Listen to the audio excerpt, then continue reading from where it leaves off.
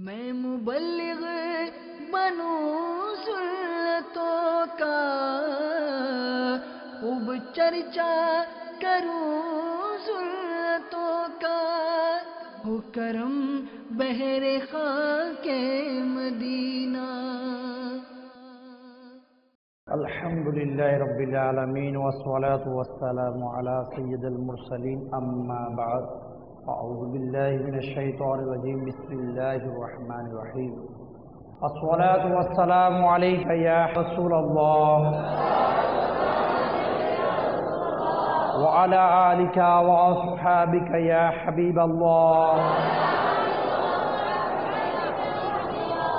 अस्सलातु वस्सलामु अलैका या नबी अल्लाह व अला आलिका व अस्हाबिका या नूर अल्लाह। প্রিয় প্রিয় ইসলামী ভাইরা, আমার মুর্শিদ আমির আলে সুন্নাত মাওলানা মুহাম্মদ ইলিয়াস আত্তার কাদেরী কারামতে হুসাইন রাদিয়াল্লাহু তাআলা আনহু রিসালার মধ্যে একটি দরুদ শরীফের ফজিলত বারাকাত নকল করতেছে এইভাবে, যার খুলাসা এরকম।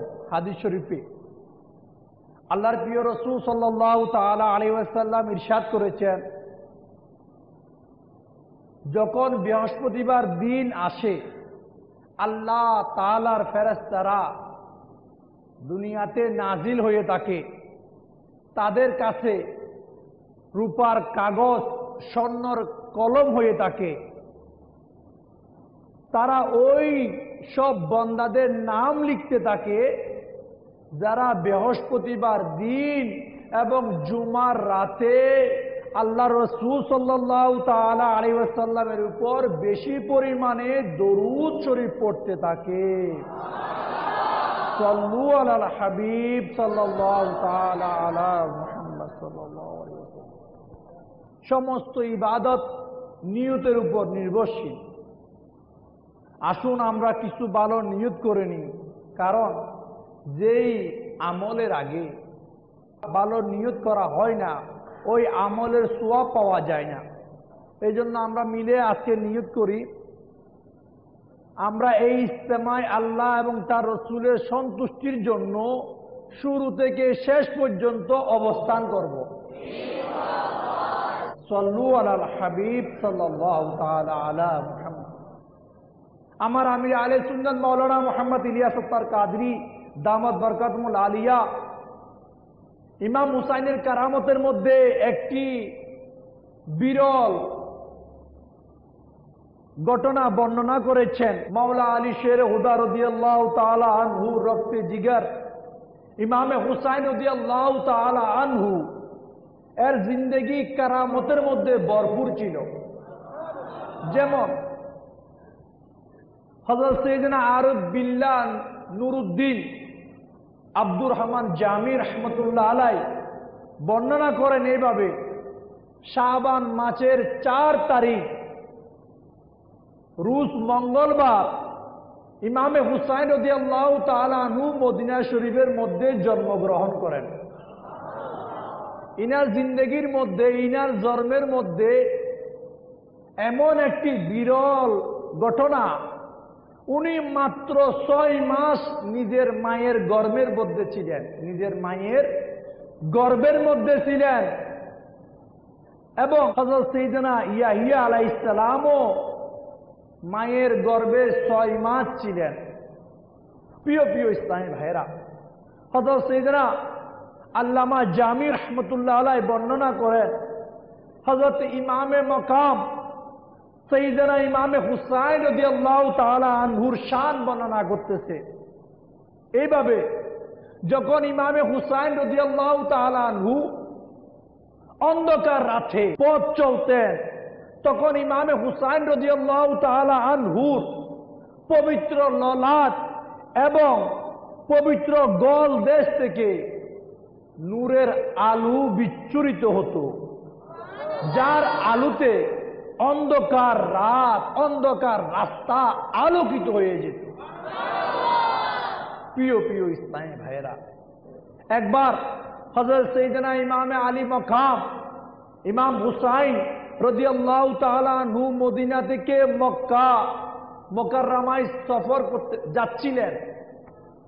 প্রতিমধ্যে হযরত সাইয়েদনা ইবনে মাতি রাহমাতুল্লাহ আলাইহি এর সাথে সাক্ষাৎ হলো। ইবনে মাতি রাহমাতুল্লাহ আলাইহি সাইয়েদনা ইমাম হুসাইন রাদিয়াল্লাহু তাআলা আনহুকে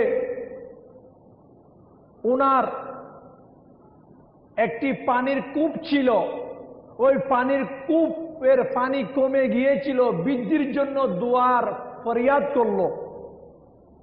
তখন ইমামে হুসাইন রাদিয়াল্লাহু তাআলা আনহু বললেন, ওই পানির কূপ থেকে পানি নিয়ে আসো। পানি নিয়ে আসা হলো। ইমাম হুসাইন রাদিয়াল্লাহু তাআলা আনহু ওই কূপের পানি পান করলেন, কিছু পানি দিয়ে কুলি করলেন এবং কূপের মধ্যে নিক্ষেপ করা হলো। দেখতে দেখতে ওই কূপের পানি আগের চাইতে অনেক বেশি বৃদ্ধি হয়ে গেল, আগের চাইতে অনেক বেশি মিষ্টি হয়ে গেল। প্রিয় প্রিয় ইসলামী ভাইয়েরা, ইমাম হুসাইন রাদিয়াল্লাহু তাআলা আনহুর কারামত সম্পর্কে আমরা শুনলাম।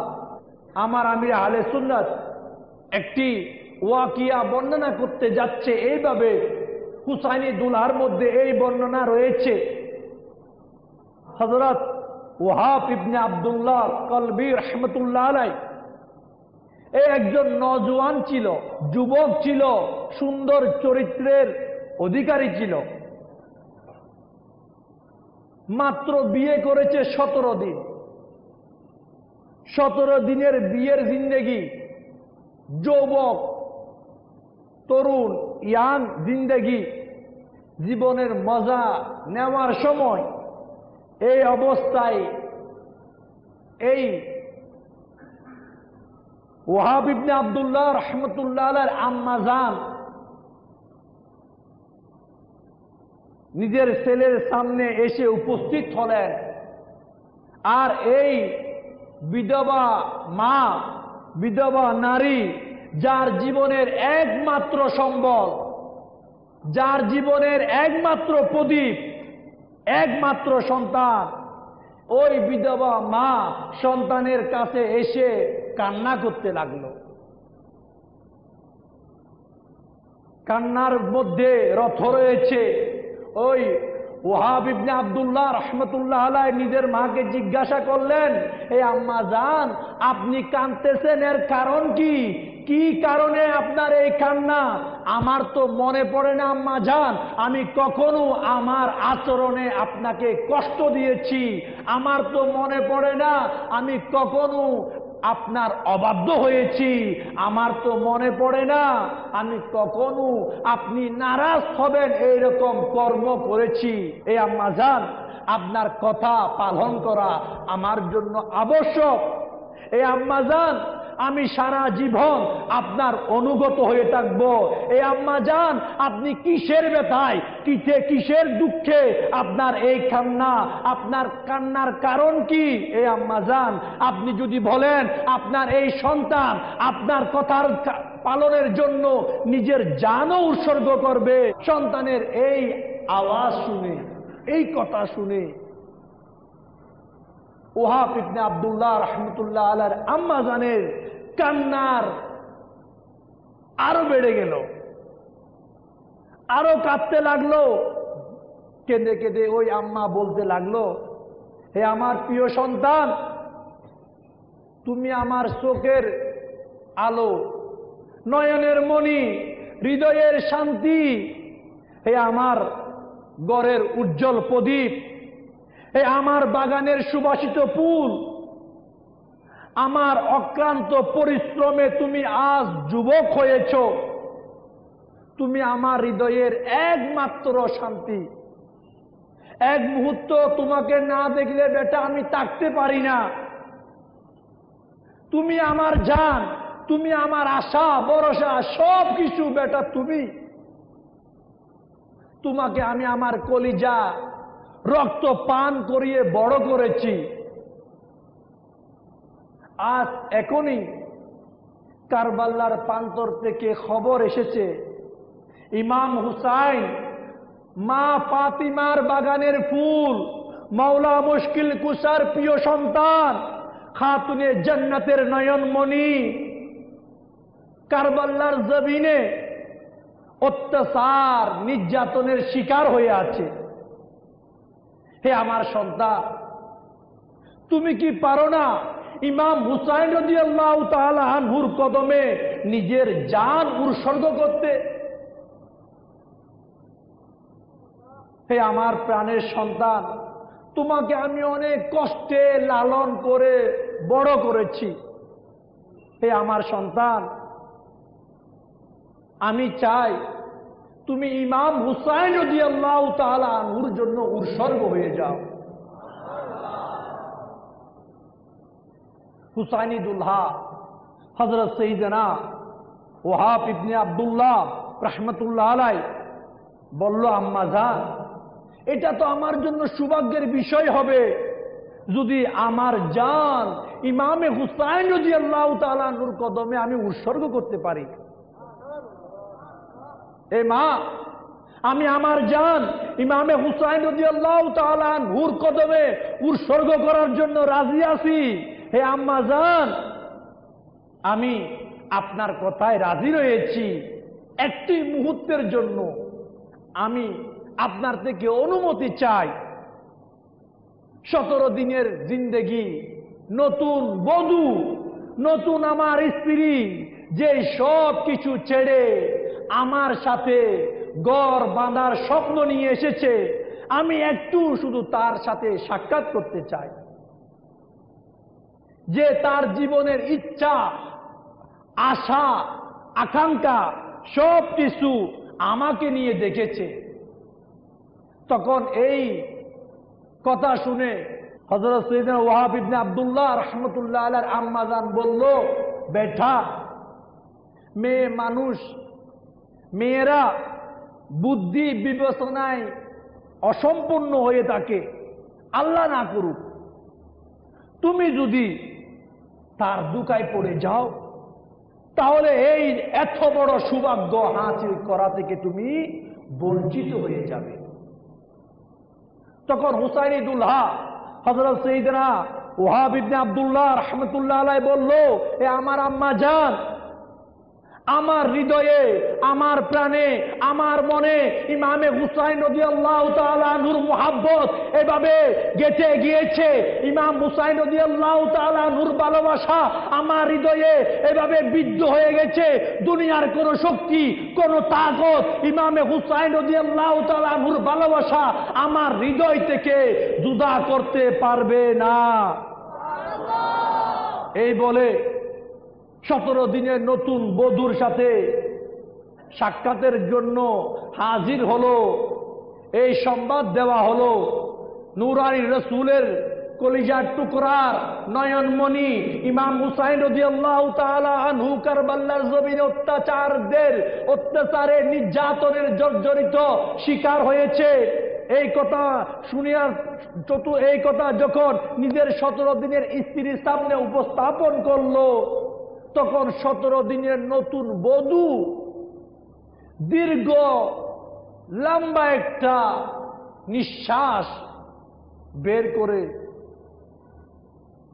এভাবে কথা বলতে লাগলো, হে আমার মাথার মুকুট, আফসোস আমি নিজেও যদি এই যুদ্ধের মধ্যে শরীক হতে পারতাম।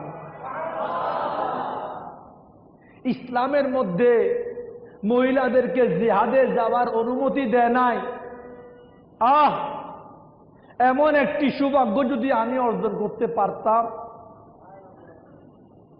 জিহাদের ময়দানে গিয়ে আপনি শত্রুদের বিরুদ্ধে, দুশমনের বিরুদ্ধে লড়াই করে ইমাম হুসাইন রাদিয়াল্লাহু তাআলা আনহুর জন্য নিজের জান উৎসর্গ করে দিবেন, আর আপনি এভাবে জান্নাত হাসিল করে নেবেন। সেখানে হুরেরা আপনার সেবার জন্য, আপনার খিদমতের জন্য অপেক্ষায় থাকবে, বস আমার জন্য, আমার জন্য। স্ত্রী বলল, আমার জন্য এতটুকু দয়া করুন, এতটুকু দয়া করুন যখন আহলে বায়াতের সর্দারগণের সাথে আপনি জান্নাতে থাকবেন, যখন আপনি জান্নাতের নিয়ামত উপভোগ করবেন, যখন আপনার সেবায় উপরেরা নিয়োজিত থাকবে, সেই সময় আপনি আমাকেও সাথে রাখবেন। হুসাইনুল্লাহ ওয়াহাব রহমতুল্লাহ আলাই নববধূর এই আরজিকে, এই ফরিয়াদকে আল্লাহ রসুলের বংশধর নবী পাক সাল্লাল্লাহু তাআলা আলাইহি ওয়াসাল্লামের বাগানের ফুল ইমাম হুসাইন রাদিয়াল্লাহু তাআলা আনহুর দরবারে নিয়ে হাজির করা হলো। নববধূর প্রার্থনা ফরিয়াদ, হুজুর আমার জীবন উৎসর্গ হোক, আমার জীবন উৎসর্গ করে দিতে যাই। আমি খুবই নিঃস্ব, আমার কোনো আত্মীয় স্বজন নাই যারা আমার দায়ভার গ্রহণ করবে। আমার আবেদন হাসরের দিন যেন আমার স্বামী আমার থেকে পৃথক না হয়, আর পৃথিবীতে যেন আমি নিঃস্ব অসহায় আপনার আহলে বায়াত এর দাসী হিসাবে থাকতে পারি, আর আমার বাকি জিন্দেগি আহলে বায়াতের খিদমত করে যেন আমি কাটাতে পারি, এই ফরিয়াদ আপনার কাছে জানাই। হযরত ইমামে মকাম ইমামে হুসাইন রাদিয়াল্লাহু তাআলা আনহু ফরিয়াদকে কবুল করলেন এবং সাইয়েদনা ওয়াহাব রহমতুল্লাহ আলাইহি আবেদন করলো, হে ইমামে আলী মকাম, যদি হুজুর পাক সাল্লাল্লাহু তাআলা আলাইহি ওয়াসাল্লাম এর সুপারিশ পেয়ে আমি জান্নাতে যাই, তখন আমি আরজ করব, ইয়া রাসূলুল্লাহ সাল্লাল্লাহু তাআলা আলাইহি ওয়াসাল্লাম, আমার স্ত্রীও আমার সাথে থাকবে। হুসাইনুল্লাহ সাইয়েদনা ওয়াহাব রহমতুল্লাহ আলাই ইমামে আলী মাকামের কাছে অনুমতি নিয়ে কারবালার জমিনের দুশ্মনদের বিরুদ্ধে ঝাঁপিয়ে পড়ল। দেখতে দেখতে দুশ্মনে কারবালার বীর বাহাদুরের মতো এই এজিদ বাহিনীদেরকে একের পর এক ধ্বংস করতে যাচ্ছে, একের পর এক কতল করে যাচ্ছে। শত্রু দর দর করে শুধু মাথা গর্দান তাদের দেহ থেকে জুদা হতে যাচ্ছে। হুসাইন রাদিয়াল্লাহু তাআলা আনহুর বিরুদ্ধচারীরা রক্তে রঞ্জিত হয়ে মাটির মধ্যে লুটে পড়ে যাচ্ছে।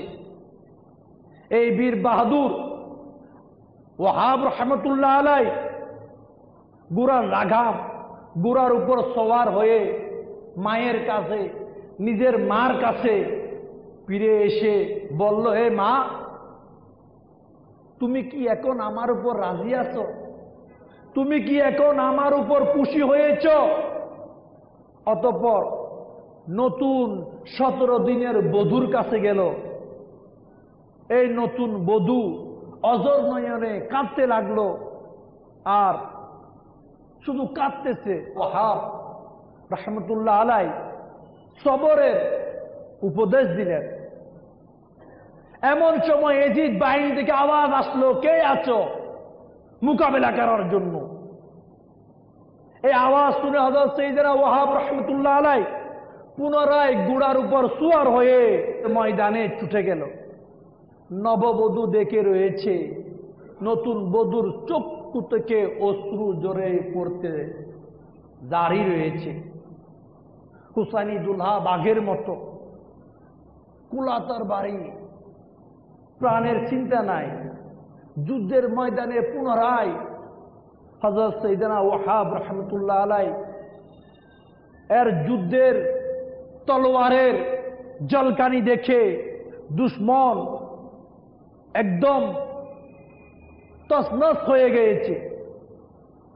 দুশ্মন কিভাবে হযরত সাইয়েদনা ওয়াহাব রহমতুল্লাহ আলাইকে প্রতিহত করবে সেই চিন্তায় ব্যস্ত রয়েছে। এমন সময় দুশ্মন থেকে এক দুশ্মন আমার সেনাপতি সেই তার সৈন্যদেরকে নির্দেশ দিল, এই যুবকের চতুর্দিক থেকে হামলা করো এবং একে চতুর্দিক থেকে আঘাত করো। এইভাবে হুসাইনুল্লাহ ওয়াহাব রহমতুল্লাহ আলাইকে চতুর্দিকে আক্রমণ করতে করতে এক সময় হযরত সাইয়েদনা ওয়াহাব রাহমাতুল্লাহ আলাইহি গোড়া থেকে মাটির মধ্যে লুটে পড়ল। ইতিহাস সাক্ষী, হযরত সাইয়েদনা ওয়াহাব রাহমাতুল্লাহ আলাইহি দেহ থেকে নিজের মাথাকে মায়ের সামনে, স্ত্রীর সামনে তরোয়ার দিয়ে জমে করে দুটুকরো করে দিয়েছে। এই দুটুকরিত দ্বিখণ্ডিত মাথা এজিদ বাহিনী ইমাম হুসাইন রাদিয়াল্লাহু তাআলা আনহু তাবুকের দিকে ছুঁড়ে মেরে দিয়েছে। সন্তানের মাথা পেয়ে বিধবা মা কুলে নিয়ে অজর নয়রে কাঁদতে লাগলো। এটা আমি এখন তোমার উপর রাজি হয়ে গেছি। ওই মাথা, ওই বিধবা মায়ের সন্তানের মাথা সাইয়েদনা ওয়াহাব রাদিয়াল্লাহু তাআলা আনহুর মাথাকে নববধূ 17 দিনের বধূর কুলে দেওয়া হয়েছে। নববধূ এই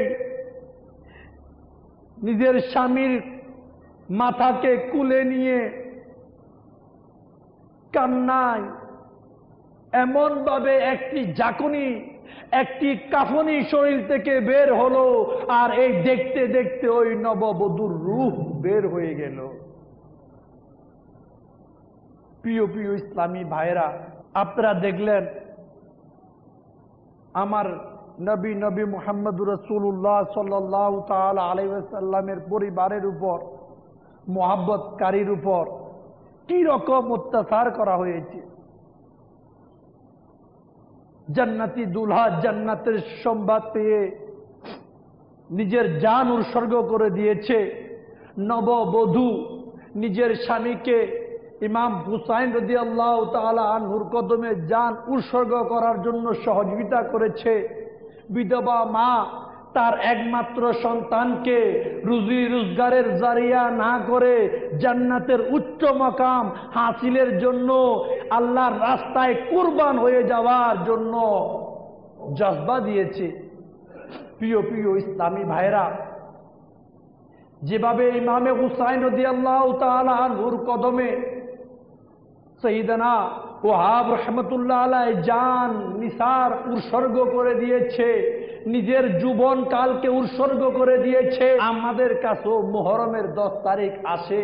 আমরা এই মুহররম থেকে কি শিক্ষা নিয়ে যাই, এই মুহররম থেকে আমরা কি সবক হাসিল করি। আজকে আমরা নওজোয়ান, ইসলামের জন্য যদি বলা হয় বাবা নামাজ যথাযথভাবে আদায় করো, আজকে আফসোস, আজকে মুসলমানদের জন্য আফসোস, মেজরিটি মুসলমানদের জন্য আফসোস, আমরা ওই নামাজ ইসলামের জন্য কায়েম করতে পারি না। আজকে যদি বলা হয় এই মুসলমান নওজোয়ান আমার নবীর সুন্নাতকে আঁকড়াই ধরো, কিন্তু আফসোস আজকে দুনিয়ার মুহাব্বত আমাদেরকে সুন্নাত আমলের কাজে প্রতিবন্ধক হয়ে দাঁড়ায়। কিন্তু হযরত সাইয়েদনা ওয়াহাব রাহমাতুল্লাহ আলাইহি নওজোয়ান ছিল, যুবক ছিল, তো আল্লাহ রাসূলের মুহাব্বতে, ইমাম হুসাইনের মুহাব্বতে নিজের যৌবনকে তরবারির নিচে উৎসর্গ করে দিয়েছে। ইমাম হুসাইনকে কে কে মুহাব্বত করেন? সবাই করেন। ইমাম হুসাইন যেভাবে মদিনী কাফেলায় মদিনা থেকে সফর করেছে, আমরাও ইমাম হুসাইনকে ভালোবাসি, ইমাম হুসাইনের কর্মকে ভালোবাসি, ইমাম হুসাইনের আমলকে ভালোবাসি। আমরা সবাই ইমাম হুসাইনের ভালোবাসায় 3 দিনের জন্য মদিনী কাফেলায় সফর করব। আল্লাহ তাআলা আমরা যা শুনলাম এই শোনার উপর আমল করার তৌফিক দান করুক, আমিন। তাদের জন্য একটি সুসংবাদ, আমি এতক্ষণ যে বয়ান করলাম এই বয়ানের কিতাবের নাম হুসাইনি দুলহা। কি? আমার আমির আহলে সুন্নাত আমাদের জন্য লিখেছেন। এই হুসাইনি দুলহা, এটা যদি যারা ইজতেমায় আসে নাই, যারা বয়ান শুনে নাই, তারা এই বিষয়টা জানুক। আপনারা কি চান? আপনারা কি চান? অবশ্যই চান। আমরা এই হুসাইনি দুলহার কদর, হুসাইনি দুলহার ইজ্জত, হুসাইনি দুলহার জজবা সমস্ত মুসলমানের দিলে ঘরে ঘরে পৌঁছে দেওয়ার দায়িত্ব। এই রিসালার দাম মাত্র 9 টাকা। মাত্র কত? 9 টাকা। আমরা মুহররমের মাসে যেখানে ইমাম হুসাইন পুরা খানদানকে, পুরা পরিবারের গর্দানকে আমার নবীর মুহাব্বতের তলোয়ারের নিচে দিতে পারে, আমরা কি সামান্য কিছু টাকা আল্লাহ এবং তার রসুলের খুশির জন্য ইমাম হুসাইনের ইসালে সোয়াবের নিয়তে ইনশাআল্লাহ আমরা কমসে কম একটা করে হলো এই রিসালা সংগ্রহ করার চেষ্টা করব। সল্লু আলাল হাবিব সাল্লাল্লাহু তাআলা আলাইহি। मैं मुबल्लिग बनूं सुन्नतों का, खूब चर्चा करूं सुन्नतों का, हो करम बहरे खाके मदीना।